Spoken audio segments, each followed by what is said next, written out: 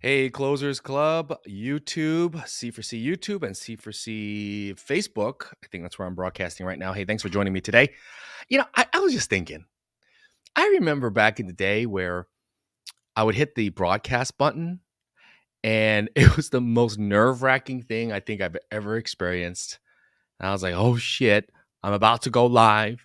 I don't know what I'm going to say. And I start like freaking out.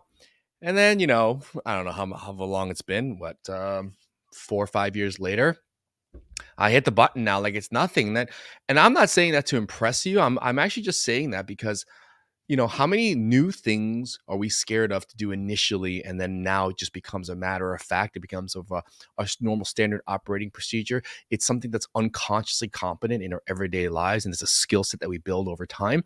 And this is another thing that we're talking about today, and that's the sales skill. And if you're in this room right now, you should already have no problem with the word sales. If you do, you may want to rewind this a couple of videos right from the very beginning so we could reframe your negative outlook on sales. But today, for everyone who is totally okay with this thing called sales, I am here for you. We're going to be talking about the two most powerful sales questions that you should be asking your new patients. Now, I say new patients, but understand you can probably, no, not probably, absolutely be able to take these two questions in almost every sales interaction that you may have with anyone else. Maybe it's on a marketing venture where you're pitching a company like a company with 500 people to do their health talks for them for a marketing avenue, or you're trying to, I don't know, you take your pick. But these particular two questions out of the possible 13, I believe, questions that we ask all of our new patients, these are probably the most powerful ones, and I'm going to share them with you. Yes, these are things that people pay us thousands and thousands and thousands and dollars and thousands of dollars for, but I want to give these to you because you know what? Um, we just can't have this stuff under lock and key anymore. We got to get past out of the dark ages, chiropractors, and we need to start doing what we got to do to make sure that we reach that next level. So again, this is Dr. Dan Closer Chiro showing you all of you how to get the yes with less stress. Jen Rosenhart is with me on the line, and you know what? One huge shout out to my illustrious partners, Dr. Jen and Dr. Sean. This is an aside, but no one does this by themselves. All right. And if you guys are feeling like you're alone on an island, I mean, one of the things that you need to be working on right away is just surrounding yourself with a solid team. And at C4C, behind the scenes, you don't even know these people because they're not front facing, but we have a huge, an incredibly solid team behind us that helps us do what we do. So huge shout out to them. And of course, Jen and Sean, front facing partners in crime, that we do this shit every single day, and they are absolutely loving it as well. They love you guys, and that's the most important thing. They don't get enough credit for the amount of emotional investment they make into every single one of you guys. So huge shout out to them as well. So let's get going with the most powerful two questions. Now, I'm going to give you two versions of these two questions because I just want to show you how adaptable these two questions are in everyday conversations in sales situations. Okay. Now, in the office, like with a new patient, I'll start with that. Okay. With a new patient, um, the most powerful question you can ask, and please, after you listen to this, I don't want you to tune it off and be like, oh, that was so simple. Yes, it's such a simple question. And the most powerful and the most impactful questions you can ask people are generally simple. And that question is, watch this, docs. What brings you in? Question mark. Now, stay with me. That particular question is open-ended enough, and it's timed to be asked at the initial interaction because the purpose of this question is for your new patients to take the reins and just lay it all on you, and for them to tell you what their deepest and darkest is and will be. Because I got to tell you something. We don't listen enough where we ask a question, what brings you in? And we have our own agenda and we rush through the process. And then ultimately, we don't give them the opportunity to pretty much put on a silver platter exactly what they want. So here's lesson number one in sales, okay? Is if you can present exactly, specifically, what they truly want, need, or desire, you're more than 90% there. It's really hard to screw it up. Well, let me take that back. It is very easy to screw it up. People do it all the time, but you're not behind the eight ball. There's a power struggle that happens in a sales prospect interaction. And I got to tell you what gives you the most power and the most confidence and competence is when you have identified exactly what they want, period, with no ambiguity. That's clearly what they truly want. So, what brings you in? Let them talk. Here's not only what to ask, but it's also how you ask it. In other words, what brings you in? And guess what comes after that, folks? Yeah, shut the fuck up. Don't say anything. Let them take the baton and run. If they got to go through all these loops in order to get to the crux of telling you exactly what they want, then let them do that. What brings you in? Now, I told you there's two versions of this question. Now, in another B2B question, say for example, if I'm calling a service that I'm looking to buy or get involved in, and I'm the client and or the prospect and the salesperson on the other end, one of the questions they'll ask me right off the bat is, hey, what motivated you to reach out to us? Same question. Again, what motivated you to reach out to us? Same question. Now, in the doctor patient scenario, they're coming in. It's not like I'm calling them or anything. So it's a little bit awkward. Like, I can't imagine me saying, what motivated you to come in today? I don't know. It's just a little bit clunky. It doesn't really work in that setting, in that context. But what brings you in serves the same purpose. What brings you in today? Shut the fuck up. Let them talk. And you'll be surprised on how they literally give you exactly what they want on a silver platter. Now, here's phase two of this problem. It is a problem because they may tell you what they want. The phase two of this problem is that you don't necessarily like that they want that. Let me give you an example. Let's take an example of a subluxation based, highly philosophical, green book touting. I'm not making fun of this person, okay? This is just their style of practice, okay? By the way, Life University 2001, Home with the Falling Keys, okay? So just take that for an example. And someone says, what brings you in today? And they go through this whole rigmarole. And ultimately, doc, I just want to get rid of this neck pain, man. It just sucks. And just, it should have gone away by now, but it's already been like a month. Something's not right. Philosophical, green book touting, chiropractor says, self-talk, fuck, I don't want to deal with neck pain. That's for amateurs, man. I want to deal with like visceral concomitants, I want to deal with like anxiety issues and higher brain function, I want to deal with maybe some addictions that this person may be having. I want to work with people who want to live life at a higher level with higher vitality and an optimized nerve system. That's what I want to work with.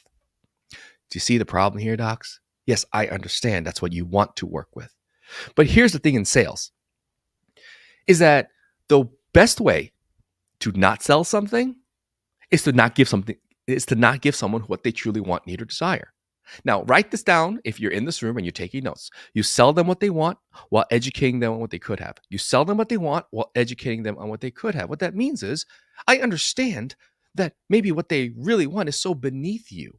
Think of yourselves as a retailer of golf clubs. And a guy comes in, complete beginner, and wants the boxed set, used top flight from 1942 that's gathering dust that goes for like $20, right? And you're a golf pro shop retailer that you're dealing with the highest level of craftsmanship when it comes to forged, metals. And you really resonate with that stuff. And then someone comes in and be like, hey, I'm new here. I don't know how to play this game. I just want to get started. I want to pay as least amount as possible, and I want that set right there. It's like the retailer saying, well, it's not really what I do here, but, can I interest you in a set of, Mizuno Pro MP 911s? It's not going to work.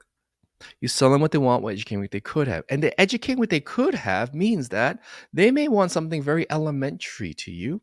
But the idea here is that once you've satisfied their deepest need, want, and desire initially, then they grow with you. And they start wanting more of what you have at a higher level. Pro shop analogy. I start with top flights, like the cheapest set I can find. Sorry, top flight. I don't mean to throw you under the bus, but you know what I'm saying.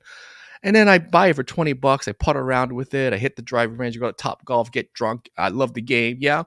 And then next year, I'll be like, I want to step this up. I want to step this up. And then I get the next one. And there's the retailer. Same guy. selling me what I want while educating what they could have. By the way, Dan, next year when you start getting better, I want to show you these things. You're not ready for these right now, but man, this is really going to be good for your game later on once you learn how to do X, Y, and Z. When you get there, I'm here for you, man. Right now, let's get you into these clubs. Let's get out there, start having some fun. Great. Sold, closed, ready to go, right? And that's the biggest problem with that question. Okay. And it's not a question of delivery. It's a question of, can you accept what they're telling you? Can you accept what they're saying? Can you actually give them what they want while educating what they could have? Powerful question. What brings you in today? Shut the fuck up. Let them roll. Let them tell you exactly what they want. And by the way, the remainder of the consultation is all based around that one thing, that particular thing that they told you they truly want, need, or desire. Now, there's a lot of ways this can go. They can tell you they want 3 things, they want 4 things. They're kind of confused on what they truly want, need, or desire. That's where the skill comes in to be a trusted advisor to get them narrowed down to one thing that they truly want, need, or desire. And that's what we cover in the class. But right now, for the majority of you, if you ask that question open-ended, hey, what brings you in today? It's the same as saying, hey, what motivated you to reach out to me? What was the motivation? What was the thing that you really needed or wanted? Or what was the actual problem that made you want to say, hey, help me? What was that? What is that? With no ambiguity, very direct, very specific. The closer you can get to that specific need, want, and desire, the easier it is for them to say yes to what you have to offer as the solution or the antidote to that particular problem, need, want, or solution. You know what I'm saying? Thank you, Jen. And she says, I love this. Can you be unbothered if they don't give you the elevated answer? Can you? If they don't give you the elevated answer, the bougie answer. We would love to be in a profession where we walk in and a new patient comes in and says like, doc, I just want to live life as optimally as possible. I have no symptoms, no pain. I'm on no drugs, but I know there's another gear in there that I can achieve through chiropractic care, to the optimization of the nervous system. I mean, we would love that, right? We're not there. And I don't think we'll ever really be there, okay? I mean, not in my generation anyway, maybe it's generations later on. Because like I said, chiropractic is so ahead of its time. We're just so ahead of its time that it's just so like weird right now, right? But ultimately, maybe it will be, but not right now. People are picking up the phone, calling you because they have a specific need, want, and desire. What brings you in is designed, a powerful question designed to let them tell you. Now, that scripting aside, the follow-up to that is STFU and listen. And they'll tell you exactly what they want. And then, as a trusted advisor, as a good salesperson, accept that's what they want. And then make the whole rest of the consultation about specifically, yeah, that's right, what they want. And you're golden. Oh, so good. So good. So good. Hello, guys. Good to see you guys. If you guys are in the room, wow, a lot of people here across all channels. Thank you so much for checking us out. It really means a lot to us. Sometimes I wonder we do these things and it goes into the ether, but man, this stuff is so simple, and we see it screwed up so many times. It's so frustrating. And it's got to be frustrating for you guys that, you think you want to do the right thing. You have a new patient that comes in. Obviously, they want something. And then at the end of the day, they're like, it's too much money, or it's too expensive, or I don't have time. And it kind of blows your mind. And it's very frustrating, especially when you're dealing with that, more often than you shouldn't, the more often than you have to. So I understand. Okay. So here's a second question coming up. If you guys are in the room, hey, just put a like, put a comment in there. I appreciate it. Can't see all the comments right now, but I'm looking. Oh boy, a lot of people in the room. Thank you so much, man. You guys are really, really making my day today. Being here. Put a little comment in there, please. Let me know that you're in here. Just gonna check one thing.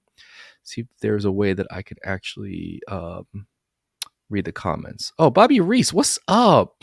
Jean-Marc Slag, what's up? Yachting with tankers. Good for you, man. I'm a little bit jealous. I appreciate it. John Montesano. Dude, that is a name from my past. Where you been all my life? It's been a minute. Hey, reach out. Would love to hang out with you and catch up, see what you guys are doing. Yeah, so let's go on to the second question. So number one question is, what brings you in? The analogy to this, if you're doing, let's say, phone sales, okay, would be what motivated you to reach out, right? Or what motivated you to do X, Y, and Z? Same question, just different application, different setting, okay? And by the way, before I get to the next question, I want to let you know, we have exhaustively studied the best sales practices in the best industries across the world. And what we've simply done, okay, not to like downplay what we've done, It took a lot of work to do it, but simply done is we've taken the best practices, the best sales processes in other industries, and we've just adapted it to this particular setting. So we've done that work for you, okay? So you don't have to like try to figure out the best translations. We've already done it. It's really the value that we can bring to you so that we can increase or decrease the time it takes for you to adapt, and decrease the time it takes for you to learn how to do this. We've already done it for you, okay? It's already written up. It's all scripted. It's all there. All you got to do is pick it up and learn it, right? All right.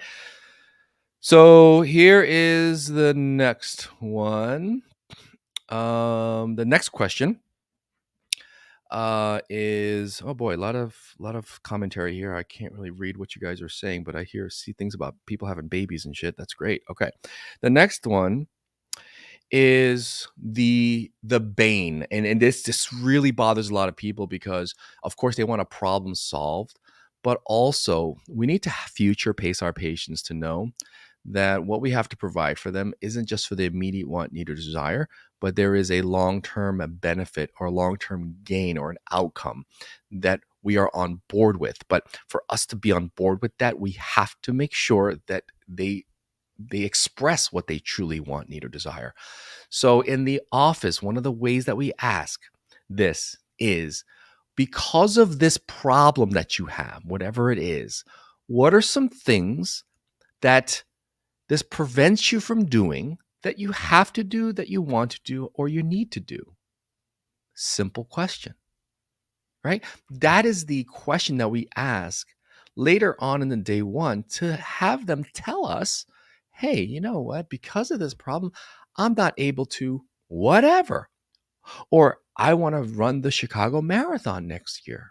Whatever those long-term goals and outcomes are, we want to give them a chance to answer that question, okay? Another way to look at this and another way to translate this, and, we're always tweaking the process based on best practices, is a question that goes like this. So, John, what exactly are we trying to accomplish here? What exactly are we trying to accomplish here? Translate into the office. What exactly are you or are you having trouble doing that you want to do, need to do, or have to do? Specifically, what is it? What is the goal here? Another way to phrase this, and guys, there's so many different ways to phrase this, but I'm just doing this so you understand the concept. Another way to phrase this is, John, let me ask you, a year from now, what do you want to be doing a year from now that you're not so much able to do right now because of the problem? Shut the fuck up. They start talking. It'd be really nice if I can lose about 15 pounds because I got my reunion coming up, and I'd love to stick it to Jen. Not Jen, our Jen, but some random Jen Smith, because she was a real bitch to me in high school. Man, I'd love to just strut my stuff. I know she's all fat now. I'd love to just walk up there and be like, what? Whatever. By the way, that's a real life effect that we've gotten in the past.